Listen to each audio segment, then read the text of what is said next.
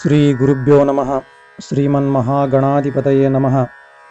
ಸರ್ವಜ್ಞ ಕವಿ ಮಾತಿನ ಬಗ್ಗೆ ಮನುಷ್ಯನ ಜೀವನದಲ್ಲಿ ಒಬ್ಬ ಸಂತ ಜ್ಞಾನಿ ಆಗಬೇಕಂದ್ರೂ ಮಾತಿನಿಂದನ, ಒಬ್ಬ ಕ್ರೂರಿ ರಾಕ್ಷಸನಾಗಬೇಕಂದ್ರೂ ಮಾತಿನಿಂದನ ಅಂತಕ್ಕಂಥ ಒಂದು ಮೂಲ ಮಾತಿನ ಒಂದು ಅತ್ಯಂತ ನಿಗೂಢವಾದ ರಹಸ್ಯವನ್ನು ತನ್ನ ತ್ರಿಪದಿಯೊಳಗೆ ಭಾಳ ಸುಂದರವಾಗಿ ಬರೆದಿದ್ದಾನೆ.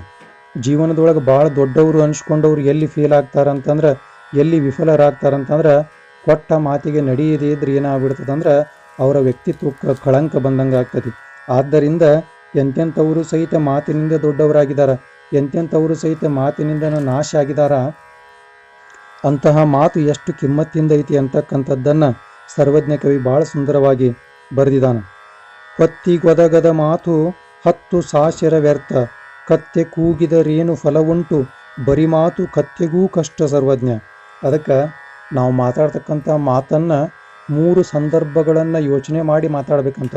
ಒಂದು ಕಾಲ, ಇನ್ನೊಂದು ಸ್ಥಳ, ಆಮೇಲೆ ಅನುಭವ. ಈ 3 ತಿಳಿದುಕೊಂಡು ನಾವೇನು ಮಾಡ್ಬೇಕಂದ್ರೆ ಪ್ರತಿಯೊಂದು ಮಾತನ್ನು ಮಾತಾಡಬೇಕು ಅಂತಕ್ಕಂಥದ್ದು. ಒಂದನೇಕೇನಪ್ಪ ಅಂದ್ರೆ ಕಾಲ. ನಾವು ಯಾವ ಒಂದು ಸಮಯದೊಳಗೆ ಇಲ್ಲಿ ಎಂತಹ ಸಮಯ ಕಾಲ, ಆಮೇಲೆ ಪ್ರದೇಶ ಅಥವಾ ಪರಿಸ್ಥಿತಿ, ಆಮೇಲೆ ಅದರ ಒಂದು ಅನುಭವ, ಈ 3 ತಿಳ್ಕೊಂಡು ಮಾತಾಡಬೇಕು ಅಂತಕ್ಕಂಥದ್ದು.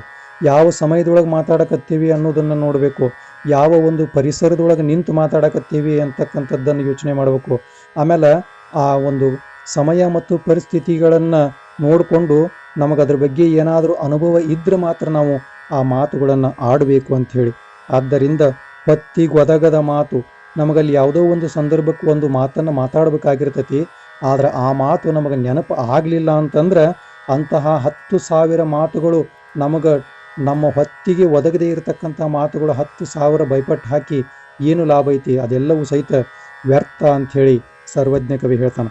ಅದಕ್ಕೆ ಕತ್ತೆ ಕೂಗಿದರೆ ಫಲ ಉಂಟೆ, ಬರಿ ಮಾತು ಕತ್ತೆಗೂ ಕಷ್ಟ ಸರ್ವಜ್ಞ. ನಮ್ಮ ಮಾತು ಹೆಂಗಕ್ಕವಂತಂದ್ರೆ ಕತ್ತಿ ಒದರ್ದಂಗೆ ಆಕತಿ.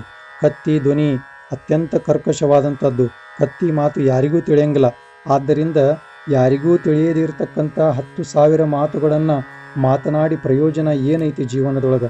ಅದಕ್ಕೆ ಎಲ್ಲರಿಗೂ ತಿಳಿಯುವಂತಹ ಒಂದೇ ಒಂದು ಫಲವನ್ನು ಕೊಡ್ತಕ್ಕಂಥ ಫಲಪಕ್ವತೆಯನ್ನು ಕೊಡ್ತಕ್ಕಂಥ ಒಂದು ಮಾತನ್ನು ನಾವು ಹೊತ್ತಿನ ಬೇಕಾದಂಥ ಸಂದರ್ಭದೊಳಗೆ ಮಾತನಾಡಿದರೆ ನಮ್ಮ ಜೀವನ ಸಾರ್ಥಕ ಆಗ್ತತಿ ಅಂತಕ್ಕಂಥದ್ದನ್ನು ಭಾಳ ಸುಂದರವಾಗಿ ಇಲ್ಲಿ ಸರ್ವಜ್ಞ ಕವಿ ಬರಿತಾನೆ. ಅದಕ್ಕೆ ಒಂದೂರೊಳಗೆ ಒಬ್ಬ ಸಾಹುಕಾರನಿಗೆ ಸೇವೆ ಮಾಡಲಿಕ್ಕೆ ಒಬ್ಬ ಶಿಷ್ಯನನ್ನು ತಂದರು. ಆ ಶಿಷ್ಯಾಗ ಏನು ಹೇಳಿದ್ರಂದ್ರೆ, ಏನು ಹೇಳ್ತೀವಿ ಅಷ್ಟ ಮಾಡು ಅಂತ ಹೇಳಿದ್ರು. ಆ ಸಾಹುಕಾರ 10 ಊರಿಗೆ ನ್ಯಾಯವನ್ನು ಕೊಡ್ತಕ್ಕಂಥ ನ್ಯಾಯಾಧೀಶನಾಗಿದ್ದ. ಅವನ ಮನೆ, ಅವ ಕೆಲಸ ಮಾಡ್ತಕ್ಕಂಥ ಒಂದು ಆಫೀಸು ಎರಡೂ ಸ್ವಲ್ಪ ದೂರದೊಳಗಿದ್ವು. ಆ ಮನೆಯಿಂದ ಏನಾದರೂ ಸುದ್ದಿಯನ್ನು ತರಬೇಕು, ಅದನ್ನು ಮತ್ತೆ ಹೊಳ್ಳಿ ಸಾಹುಕಾರಿಂದ ಅದನ್ನ ಹೊಳ್ಳಿ ತೊಗೊಂಡು ಮನೆಗೆ ಮುಟ್ಟಿಸ್ಬೇಕು. ಇಷ್ಟ ಆ ಆಳಿನ ಕೆಲಸ ಆಗಿತ್ತು. ಹೀಗಿರುವಂಥ ಸಂದರ್ಭದೊಳಗೆ ಒಮ್ಮೆ ಮನೆಯೊಳಗೆ ಆ ಸಾಹುಕಾರನ ಹೆಂಡತಿ ಏನಂತಾಳಂದ್ರೆ ಆಳಿಗೆ, ನೋಡಪ್ಪ ಮನ್ಯಾಗ ಉಪ್ಪು ಖಾಲಿ ಆಗೈತಿ, ಅದಕ್ಕೆ ಉಪ್ಪು ತೊಗೊಂಬಾ ಅಂಥೇಳಿ ಅಂತಂದಾಗ ಅವ ನೇರವಾಗಿ ಬರ್ತಾನ. ಆ ಸಂದರ್ಭದೊಳಗೆ ಸಾಹುಕಾರ ಏನು ಮಾಡಾಕತ್ತಿದ್ದ ಅಂದ್ರೆ 10 ಊರು ಜನರನ್ನು ಕೂಡಿಸ್ಕೊಂಡು ನಿರ್ಣಯ ಮಾಡಾಕತ್ತಿದ್ದ. ಇವ ಆಳ್ಮಗ ಬಂದವನ ನೇರವಾಗಿ ಸಾಹುಕಾರ ಹಂತ್ರ ಬಂದವನ, ಸಾಹುಕಾರ ಮನ್ಯಾಗ ಉಪ್ಪು ಖಾಲಿ ಆಗೈತಂತ ಮತ್ತು ಉಪ್ಪು ತರಿಸ್ಬೇಕಂತ ಅಂದ. ಅಲ್ಲಿರೋರು ಎಲ್ಲರೂ ಒಬ್ರಿಗೊಬ್ಬರು ಮುಖವನ್ನು ನೋಡ್ಕೊಳಕತ್ರು. ಯಾಕಂತಂದ್ರೆ 10 ಊರಿಗೆ ನ್ಯಾಯ ಹೇಳ್ತಾನ, ಮನ್ಯಾಗ ಉಪ್ಪು ತಂದು ಹಿಡಿದು ಗೊತ್ತಿಲ್ಲ ಇವಾಗ ಅಂತ ಹೇಳಿ ಅವ್ರು ತಿಳ್ಕೊಂಡ್ರು.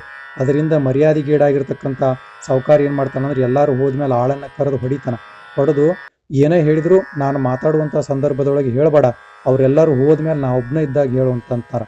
ಅವಾಗ ಹಿಂಗೆ 1-2-3 ತಿಂಗಳು ಹೋದ ನಂತರ ಅವರ ಮನೆಯೊಳಗೆ ಸಾಹುಕಾರರ ತಾಯಿ ಇರ್ತಾಳೆ. 90 ವರ್ಷದ ಮುದುಕಿ ಇರ್ತೈತಿ. ಆ ಮುದುಕಿ ತೀರ್ಕೊಂಡು ಬಿಟ್ಟಿರ್ತೈತಿ.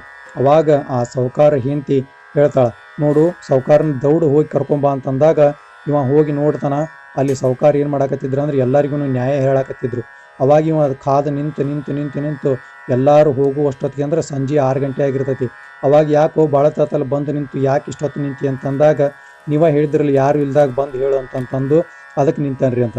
ಹೌದು, ಯಾಕೆ ಬಂದಿದ್ದೆ ಅಂತಂದಾಗ, ಇಲ್ರಿ ಬೆಳಿಗ್ಗೆ 6 ಗಂಟೆಗೆ ನಿಮ್ಮ ತಾಯಿ ತೀರ್ಕೊಂಡಿದ್ಲು ಅಂತ ಹೇಳಿದಾಗ ಭಾಳ ದುಃಖದಿಂದ ಮತ್ತೆ ಹೊಡಿತಾನ. ಅಂದ್ರೆ ಇದರ ಅರ್ಥ ಏನಪ್ಪ ಅಂದ್ರೆ, ಹೊತ್ತಿಗೊದಗದ ಮಾತು 10,000 ವ್ಯರ್ಥ.